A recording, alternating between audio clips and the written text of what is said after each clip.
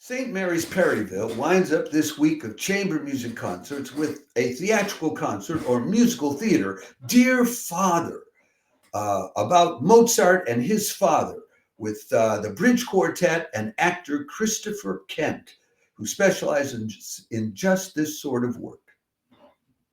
That'll be on Sunday, January 12th, 3 o'clock in the afternoon, English time, 4 in the afternoon in Europe, 10 in the morning on the East Coast, 7 in the morning on the West Coast.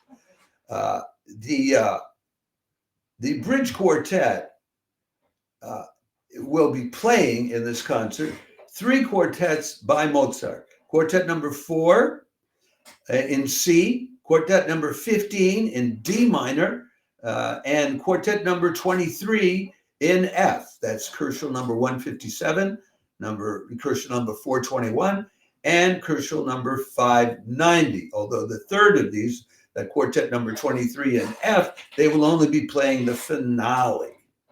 Okay, now everybody knows the story of Wolfgang Amadeus Mozart, who was a child prodigy, was performing at the age of 6 and publishing symphonies by the age of 8. But whenever you have one of these child prodigies, there's a parent behind the scenes.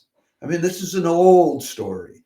And Wolfgang Mozart's father, Leopold, was himself a composer, a minor composer, and a violin tutor who was guiding and shaping the young man's life as he took him around the cities of Europe through the years of his early childhood. So this theatrical concert uses this music. It's woven in with narrative and readings by the actor Christopher Kent, who specializes in this kind of thing. Let me show you an image of Christopher Kent as well. I'm sorry I don't have the two of them combined so you can look at them at the same time. There are actually 2 Christopher Kents. I think I'll give you the one with the beard. Looks more distinguished. There's Christopher Kent. I can also show you a picture of him without the beard. Anyway, and the narrative in these readings will illustrate for you the correspondence between father and son, which continued throughout their lives. So this is highly interesting. The Bridge Quartet, they're chosen artists for EM recordings. They've done marvelous work with rediscovering neglected works by people like Norman O'Neill, Sir Hubert Parry, Hurlstone, Howells, etc. Now, as for Christopher Kent, he has worked on stage, on screen, radio, does a lot of voiceover work, a lot of references to him as a voiceover actor online. And he has been doing these kind of theatrical concerts. He has been working regularly with the pianist, Gamel Kamas.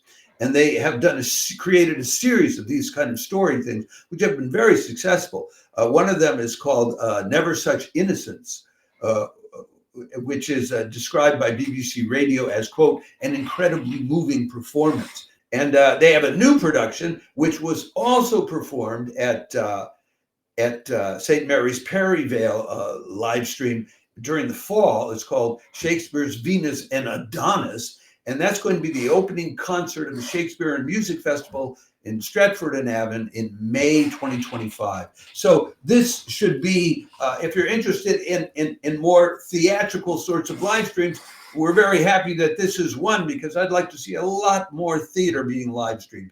This is another opportunity to do that. So if you're a theater person, and we will make sure that this separate clip goes out to theater people, this is one you don't want to miss as an example of how you can bring theater together with other performing arts, notably with music, to enlarge a live stream audience.